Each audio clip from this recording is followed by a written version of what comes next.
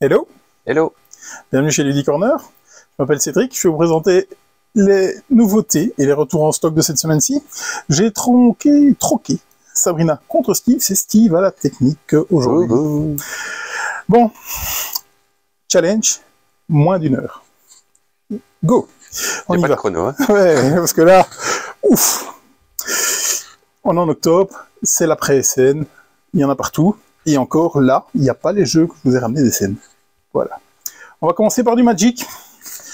Il était très attendu. C'est un crossover avec du Warhammer, du 40K. Donc il était très attendu. Il devait arriver au mois d'août, il me semble. Il a été reporté à mois d'octobre.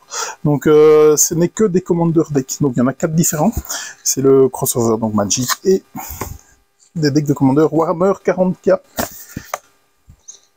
Pokémon nous gratifie de sa sortie bimensuelle avec des tin box cette fois-ci. Donc des box, des boîtes de rangement dans lesquelles vous allez avoir des boosters dedans. Donc là il y en a 4 plus une carte code pour jouer. Donc voilà, une petite boîte de rangement. Donc il y a Giratina.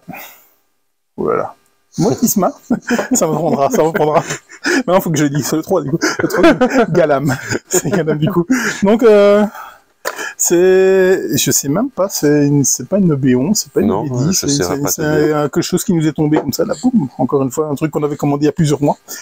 Et c'est là. Donc, Pokémon, 3 boîtes de rangement différentes. Il est enfin arrivé. Platypus, qu'on avait vu déjà sur des autres chaînes françaises depuis plusieurs semaines. Hein. Donc, ce petit jeu, donc, qui nous l'a fait, s'il te plaît bien? Phil Walker Harding. Oui, monsieur Harding, j'aime beaucoup. Et au niveau des pinceaux, Dupont. Oui, c'est monsieur Dupont, qui n'a fait que ça. Alors, Phil Walker Harding, qui nous a fait, par exemple, entre autres, je pense, Sushi Go. Ouais. Et quoi d'autre? Cacao. Cacao, oui. Gizmo. Ouais, t'as un jeu de combo là avec ce ouais, j'ai vu la boîte. Et Cacao, c'était fort plaisant, un peu à la Carcassonne. C'est bien parce qu'à chaque fois on parle d'autres jeux que de voilà. Donc c'est du 3 à 8 joueurs, c'est du familial, c'est pour des parties de 30 minutes. Et donc ça va être plus ou moins un jeu de déduction, on va dire, donc avec des personnes qui vont donner des indices pour enlever en fait des cartes que vous avez tout autour ici, et il va falloir essayer de terminer avec la bonne carte au niveau de ce jeu. Au niveau graphisme, c'est un peu particulier. C'est même clairement fort particulier, je trouve, mais bon, pourquoi pas. Donc, il est enfin là. On va dire qu'il a été bloqué à la douane. C'est ça.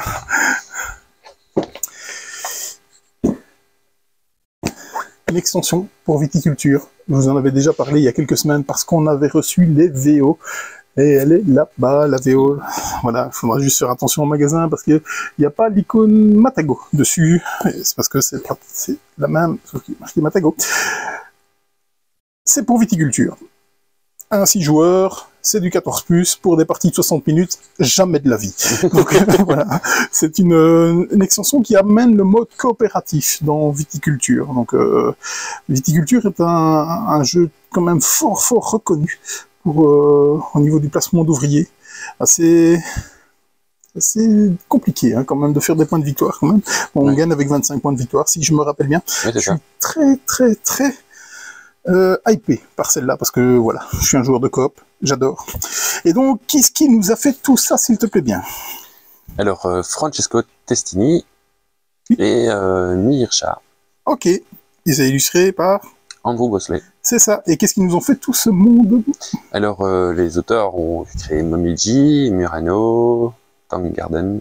Oui, tous des beaux jeux, en tout cas. Beau. En tout cas, Murano, bien, ouais. Je trouve ça beau, Murano. Beau, ouais. C'est ça. Everdell pour Andrew Bosley. Oui, ça c'est au niveau des pinceaux. C'est ça. Et du lourd, hein, je pense qu'il a fait. Everdell, Tapestry, Love Letter, Citadel. Ouais. Voilà. C'est une petite brochette. Donc voilà, très envie. Je vous dirais bien que je le jouerai bientôt, mais à mon avis, c'est pas pour tout de suite. Donc elle est en français, hein, bien entendu, cette extension. On a ramené un Kickstarter de Mindbuck. Mindbuck, ça va être un petit jeu d'affrontement, un peu comme Star Realms ou Radlands dernièrement. Donc on va un peu le comparer à Radlands d'ailleurs, parce que deux formats de boîte. Donc vous avez ces deux pledges différents. Vous avez le pledge pionnier et le pledge coloniste. Le pledge pionnier, c'est le jeu Donc là, c'est une boîte en français. Et le Pledge Colonist, vous avez cette boîte-là aussi dedans, et les playmats, qui va donc un jeu d'affrontement à 2 joueurs. Et qui nous a fait ça, s'il te plaît? Alors, ouais, vous raterez pas le code barre. Hein. non plus. Donc, non. On peut le scanner. C'est Richard Garfield et Scaf Elias. Pardon, oups, je t'ai loupé là. Par rapport aux auteurs. Ouais. Qui ont fait The Hunger, Magic. Ouais, Richard Garfield. L'autre auteur, je pense que c'est son premier jeu, il me semble. Bah écoute, d'après mon petit copion, c'est ce qui est noté. Ouais. C'est bien ça. Au niveau de l'illustration, Denis Martinez. Ok, et je ne pense pas qu'il ait fait autre chose. Si. Ben, du coup, je vois Imperial Settlers. Oui, c'est ça, mais le Roll and Ride. Ouais. C'est ça. Et Chocolate Factory. Ouais, Chocolate Factory, j'en entends tellement parler, il va vraiment falloir que je me pense sur ce jeu pour le faire venir. Je l'ai vu à SN en plus, je me suis dit, oh mais fou, mais j'ai envie de le jouer parce que j'aurai toutes ces pièces en bol au monde. Voilà, très excité. Va se calmer. Ouais, mais j'ai encore des yeux qui pétillent. Donc c'était Mindbuck. Un Flip and Why. Metro X. Alors quand je l'ai vu arriver, je me suis dit waouh, ils ont peur de rien.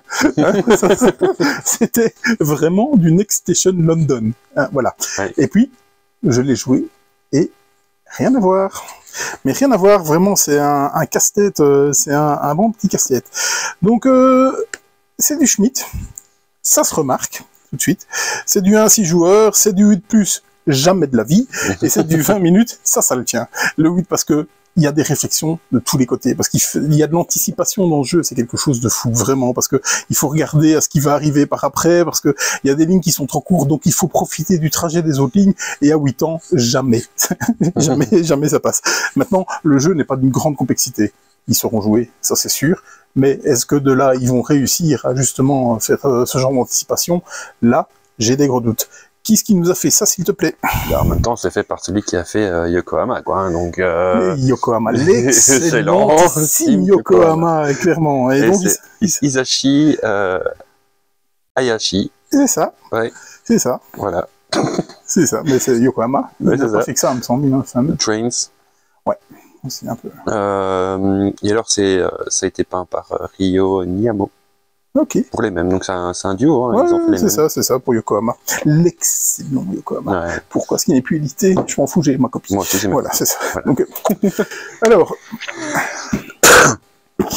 donc je vous présente aussi les jeux qui sont arrivés juste la semaine pendant SN, évidemment. Donc il est arrivé un peu avant, donc c'est La Colline au Feu Follet.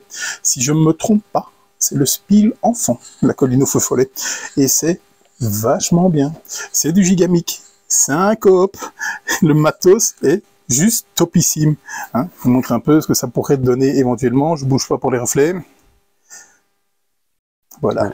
Et donc vous allez mettre des petites billes ici au-dessus et bouger vos sorcières, et en espérant que la bille vienne cogner une de vos sorcières, qui fait qu'elle va pouvoir se déplacer et avancer. Et le but est d'avoir vos sorcières ici, dans le fond du plateau, avant les autres sorcières. Bien entendu, si la bille touche une sorcière noire, la sorcière noire avance telle que vous avancez aussi. Le matos est à tomber par terre, vraiment, pour un jeu de, 36 €. Franchement, c'est top. D'ailleurs, on va en mettre un sur une table, ça va être un peu l'effet catapulte qu'on a eu, où tout le monde va commencer à jouer. Donc c'est le Spiel, je pense. C'est du 5-9 ans. C'est pour des parties de 1 à 4 joueurs, pour des parties d'un peu moins 20 minutes, à peu près 20 minutes. Et qui nous a fait ça, s'il te plaît? Bernard Weber. Oui. Et Schillmann. C'est Jens-Peter Schillmann. Ouais, c'est ça, oui. Et qu'est-ce qu'ils nous ont fait? Punto. Punto, oui, c'est ça. Au niveau des pinceaux? Annette Norakara. Oui, qui nous a fait? Catan Junior, Lost Cities. C'est ça, oui. C'est ça. Aussi un grand nom au niveau des dessins. Donc c'est La Colline au Feu Follet. En ayant discuté un peu avec notre représentant chez Gigamic, ils ont quand même des beaux espoirs pour faire le doublé au niveau enfant, oui, avec l'As d'or. Mais je pense que le jeu, il a les épaules pour le faire, le doublé. Potentiel. Voilà. J'ai essayé d'être objectif parce que c'est une maison d'édition que j'aime beaucoup. C'est les poteaux de Beer Games qui reviennent avec Battle Fries. Alors Battle Fries, un jeu de 3 à 6 joueurs, c'est du 8+, c'est des parties de moins de 10 minutes. Très très simple au niveau du gameplay. Donc vous allez essayer de tremper vos frites dans la sauce. Voilà. Ils ont toujours des thèmes un peu improbables. Ils m'ont parlé des thèmes qu'ils aimeraient bien, ici à SN, il m'a parlé des thèmes qu'ils aimeraient bien développer pour plus tard. Et c'est toujours aussi, c'est pas spécialement improbable. C'est tellement peu répandu dans le monde du jeu. Et ça, je trouve ça top. Et donc ici, vous allez tremper vos frites dans la sauce. Et donc à votre tour de jeu, ben, vous allez sélectionner une carte. Bien entendu, il y a des cartes que vous pourrez ne tremper que dans la mayonnaise ou que dans le ketchup, ou alors vous pourrez aller dans la sauce un peu spéciale, ou si vous jouez à plus, ben, il y aura plusieurs sauces spéciales. Et donc vous devez simplement dire dans quelle sauce vous y allez. Si vous êtes tout seul, vous prenez toutes les cartes qui y a autour. Si vous êtes plusieurs, vous allez mettre les cartes en dessous et vous n'aurez rien pris. Et donc voilà, ce petit jeu qui est distrayant. Battle Fries. Qui est-ce qui nous a fait ça, s'il te plaît? Anthony Tofolo. Ouais. Au pinceau. Armand Glop. Ouais. Je n'ai trouvé que ça. Même si Armand Glop, je me demande si... Voilà. J'aurais peut-être dû chercher sur un pseudonyme, il me semble, je pense. C'est Beer Games. C'est le poteau comique et bien que j'ai vu ici à Essen. C'était le jeu qui présentait. Le suivant, là, Gigamic nous a mis un challenge. Là, il s'est dit, allez les gars, vous êtes des vendeurs, vendez-moi ça. Voilà. C'est vrai qu'il est beau. Snakes. Alors moi, j'essaye pour l'instant de bien expliquer aux gens avant de montrer la boîte. Et tout se passe bien jusqu'à temps que j'aille sur la boîte. La boîte fait un choc quand même. Et donc voilà. Mais par contre, le jeu, top. Vraiment, super top. Vous allez un peu à un jeu à rôle secret, un peu comme les loups-garous.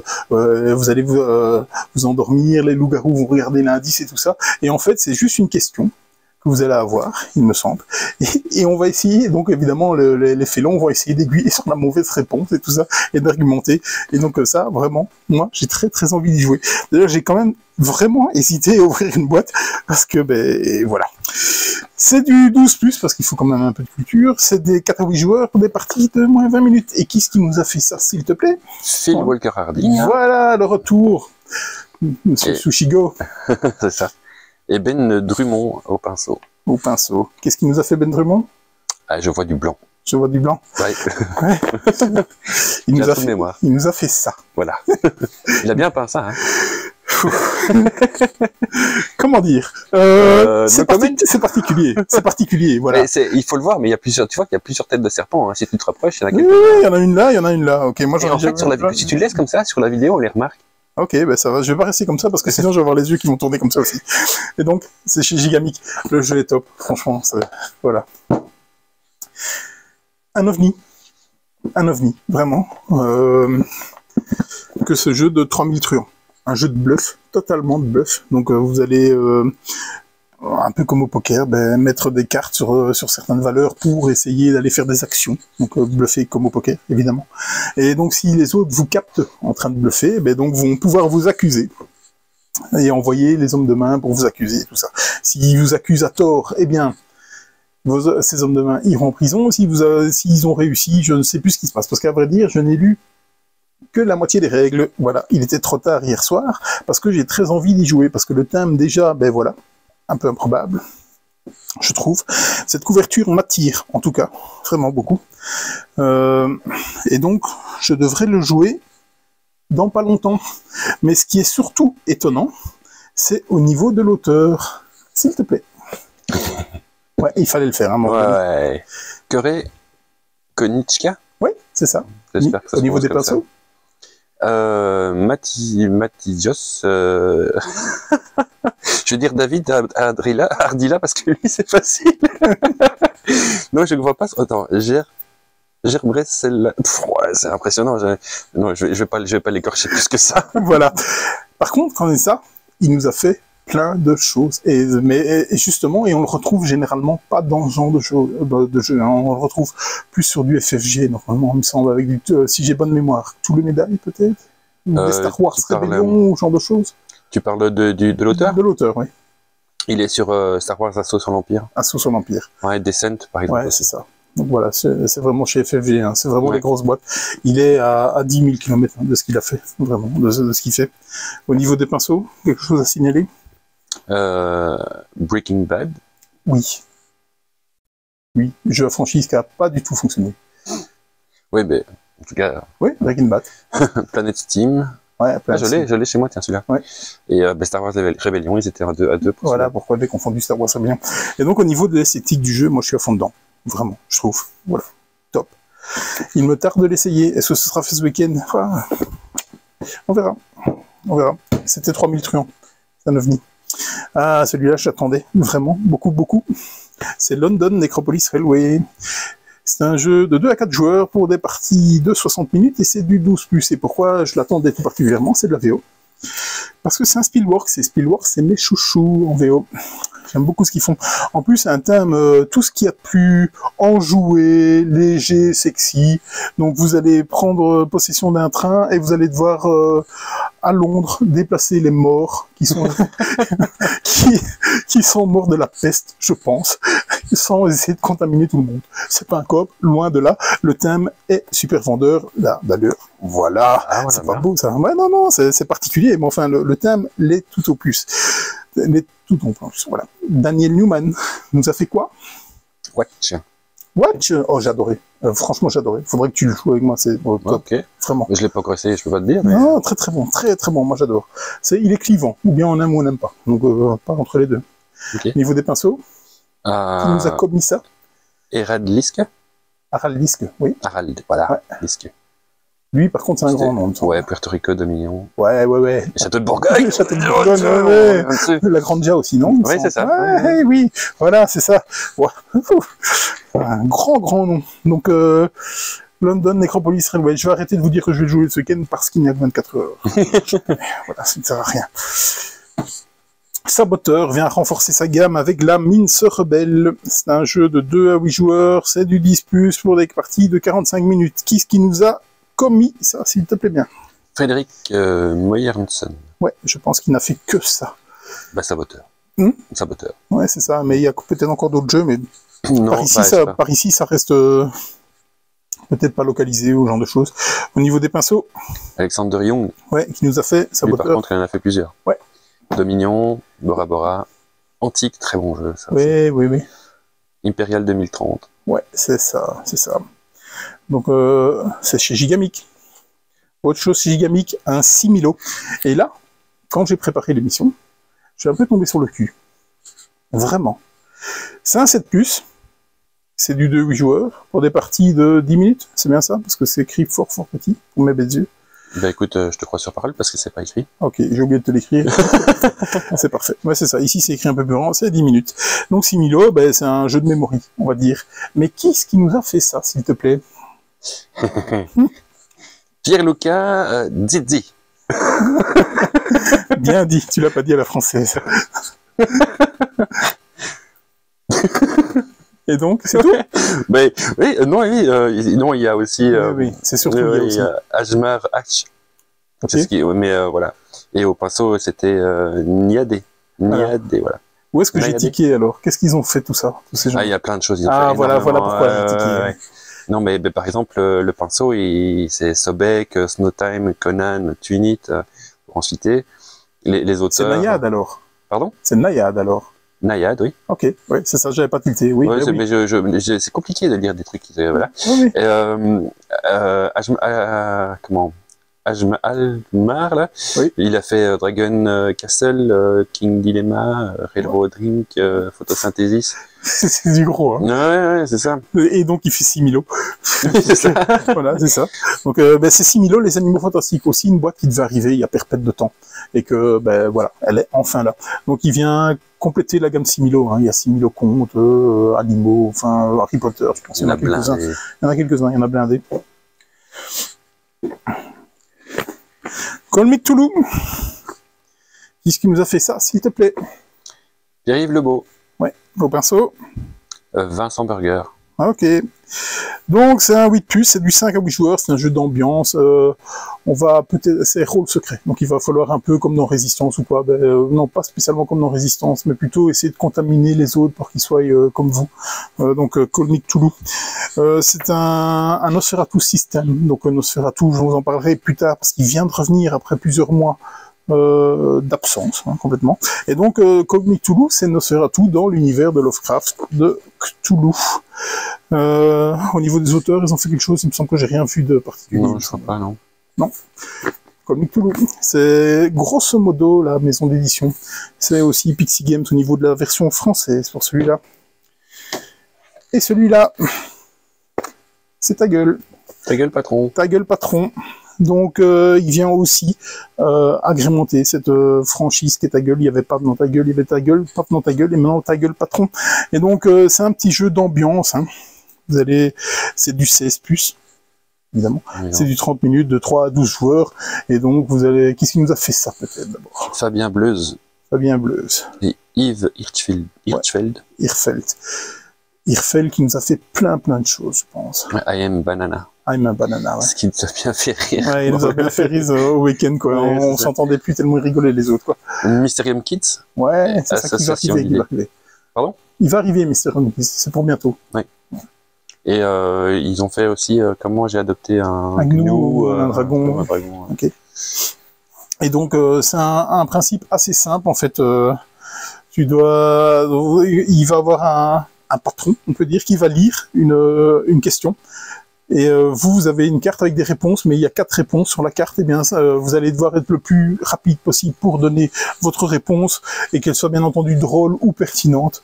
Et le patron, je sais même pas en fait. C'est clairement le type de jeu où tout le monde s'en fout de comment on joue, comment on gagne.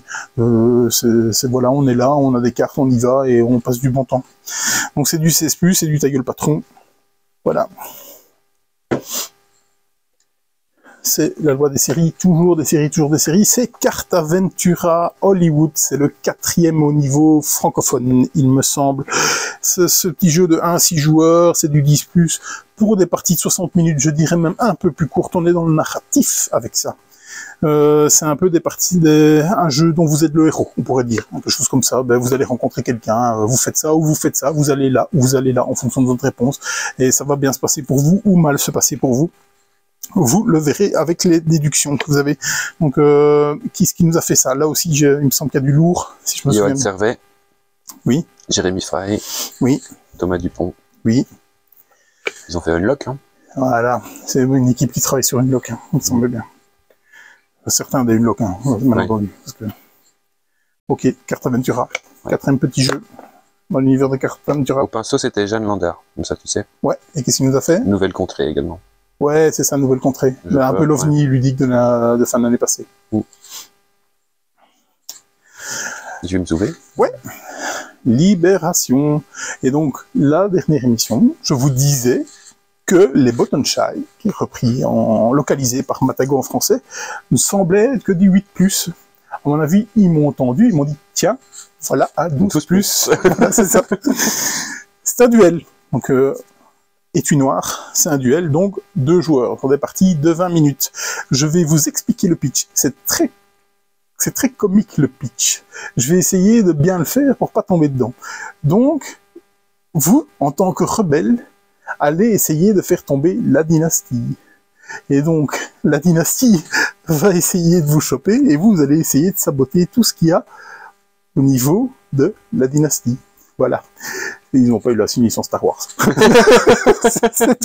C'est tout. Et c'est John Simentoff qui nous a fait ça.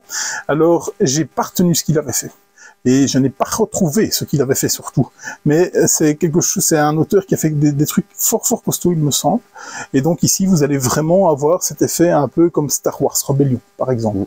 Ce genre de jeu. Donc on y est. Et donc c'est clairement dit dans les vidéos règles. Donc c'est la dynastie contre les rebelles. Donc on entend vraiment qu'ils ont pas envie de dire la dynastie. Donc voilà, on y est. C'est un Button Shy duel. Bah du coup, moi j'aime beaucoup les Button Shy. À tester. C'était chez Matago. Celui-là, Iroba. Déjà, je le trouve, au niveau de la couverture, je la trouve déjà assez belle. Ça se passe un peu moins bien au niveau du plateau de jeu. Et donc, on va déjà commencer par qui est-ce qui nous a fait ça? Alors, qui nous a fait ça? Bertrand Roux. Oui. Alexandre Droit. Oui. Et Johan Benvenuto. Oui, c'est ça. Et là, par contre, il me semble qu'il y a du lourd au niveau des auteurs. Ben, Losties. Oui. Cortex, Cowboy Bebop, Dream On. Ouais, c'est ça. Secret Identity. Oui.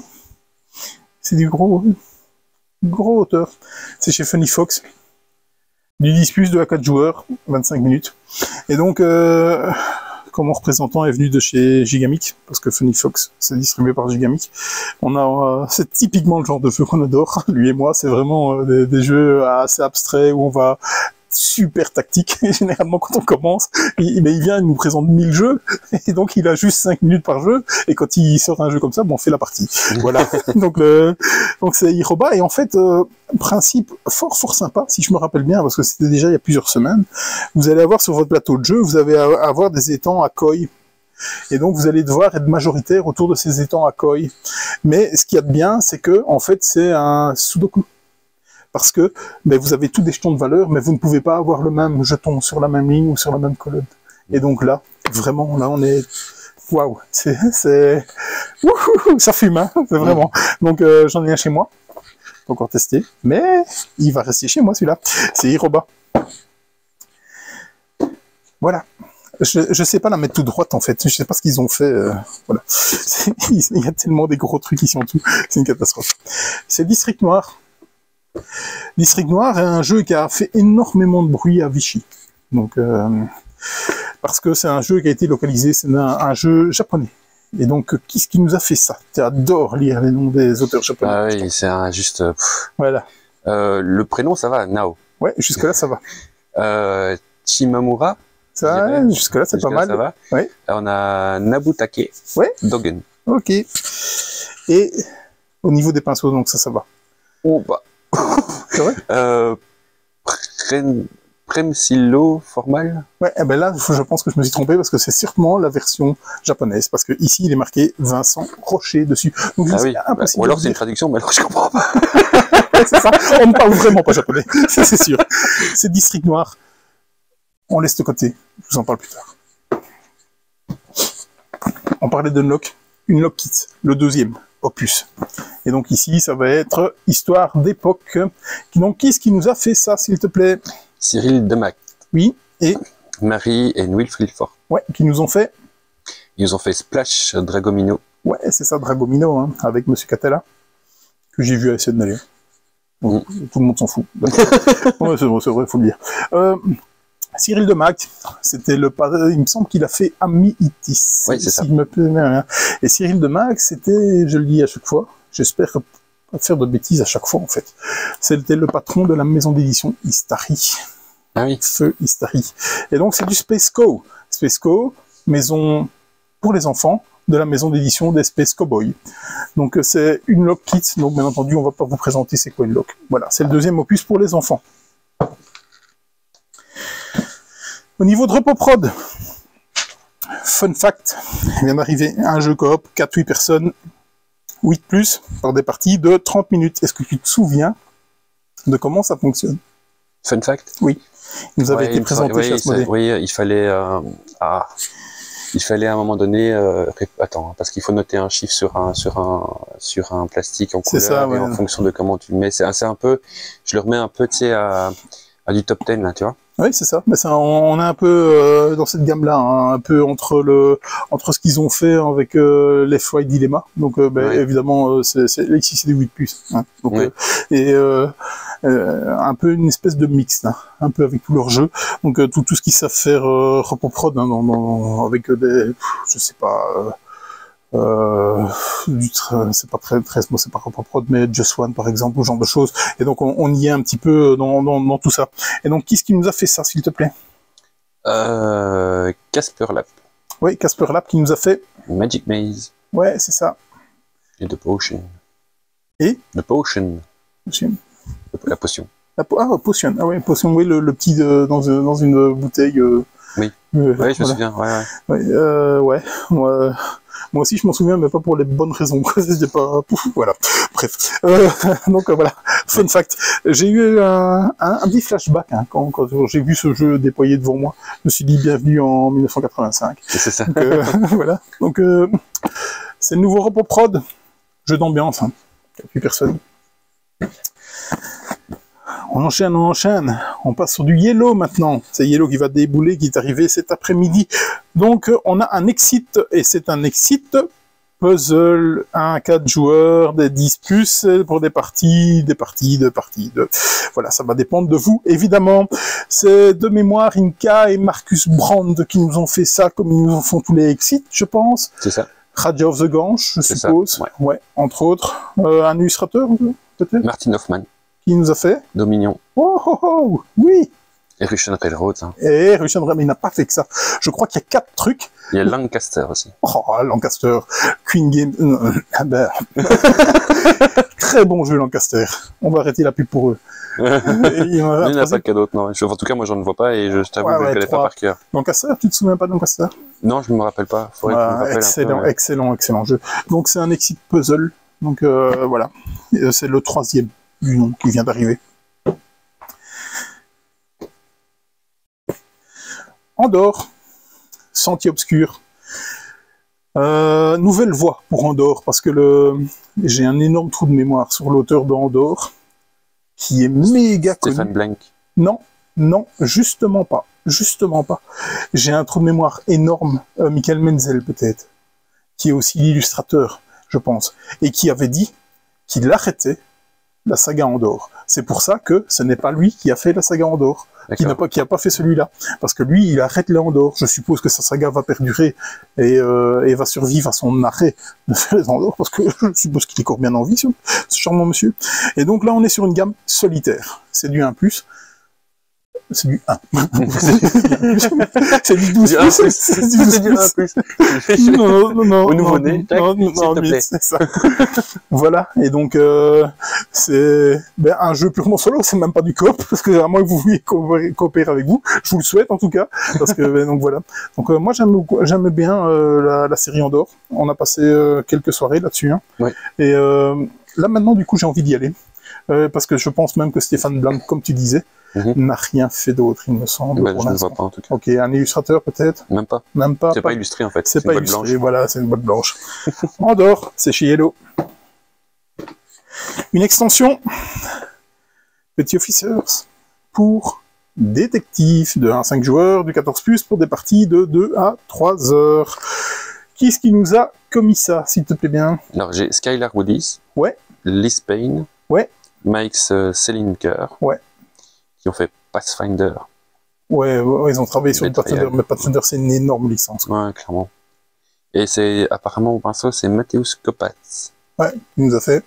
Eleven, prêt-à-porter, que j'avais bien aimé. Ouais, la boîte, on en a encore une. Ah, ben non, je ne la vois pas, on en a plus. Et ils ont fait Robinson Crusoe, qui est un très bon jeu. Il a pas un Robinson Crusoe. Ouais, gros coop, hein. Ouais, Robinson c'est bien, dur. Donc, extension pour détective. Petite extension, celle-ci. La chute du roi de la montagne. C'est un jeu à part entière, donc c'est pas une extension ou quoi. Donc on est vraiment dans l'univers du roi de la montagne, mais je pense que ça va plus ou moins s'arrêter là. Parce que je pense que même au niveau du gameplay, c'est pas spécialement la même chose, comme j'ai pu lire. On est sur du 1 à 5 joueurs pour des parties de 30 minutes par joueur. Donc on est clairement sur du lourd, c'est évidemment du 14+. Donc on a un jeu de contrôle de territoire. Et donc qui est-ce qui nous a fait ça, s'il te plaît? Adam E. Dalton. Ouais, illustré par Xavier Cuenca. Ouais, c'est ça. Et qu'est-ce qu'ils nous ont fait, ces hommes? Je pense qu'ils nous ont rien fait d'autre. En tout cas, c'est pas arrivé par ici. Il a écrit Clank Invisible. Donc voilà. Donc la chute du roi de la montagne qui est une suite. Ouais, je suis encore même pas sûr de ça, de roi de la montagne. Ouais, je pense que c'est juste dans l'univers, un peu comme Twilight, Inscription et Twilight Imperium. Ouais. Voilà. Dernière nouveauté que je vous montre cette semaine-ci, Unmatched. Volume 2, 2 à 4 joueurs, 14+, pour des parties de 30 minutes. Qui est-ce qui nous a fait ça, s'il te plaît? Rob Davio. Oui, Monsieur Pandémie. Ouais, exact. Et de Cthulhu Médaille. Sinon, on a Noah Cohen. Oui. Betrayal. Ok. Return to the Dark Tower. Ah, Return to the Dark Tower, un énorme jeu sur Kickstarter avec une grosse tour qui crache. Ah oui. Terrible. Il y a Justin D. Jacobson aussi. Ouais. Downforce. Downforce? Il a fait Downforce. Ouais.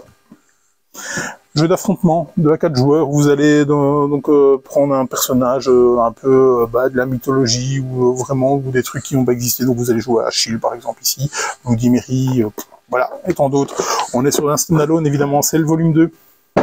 C'était peint par Gareth Kaida. Je le dis parce que c'est TFM Ares. Terraforming Mars Ares, ouais, avec le dice qui est juste sur Kickstarter là maintenant, et où sa taille solide. Rien à voir avec Ares ni avec son père. Hein. Oula, ça frappe dur. Hein. Donc, qu'est-ce que ça va donner? J'en sais rien. Voilà, c'était les 2-3 nouveautés qu'on a reçues cette semaine-ci. Donc encore une fois, je vous ai pas mis tout ce que je vous ai ramené des scènes parce que déjà il y a pratiquement la moitié au moins qui est partie, c'est pas mal, c'est cool, mais sinon la vidéo fait 10 heures et on se retrouve demain matin pour ouvrir le magasin. Et là pour le coup on a 35 minutes. On a 35 minutes, oh, on y va, on va speeder. Allez, je vous la fais rush, un retour. Twilight Struggle est revenu après plusieurs mois d'absence, donc c'est vraiment le jeu à 2 joueurs qui va vous durer 10 ans. Ces parties sont interminables, c'est très long, c'est très long. Au moins 2-3 heures facile.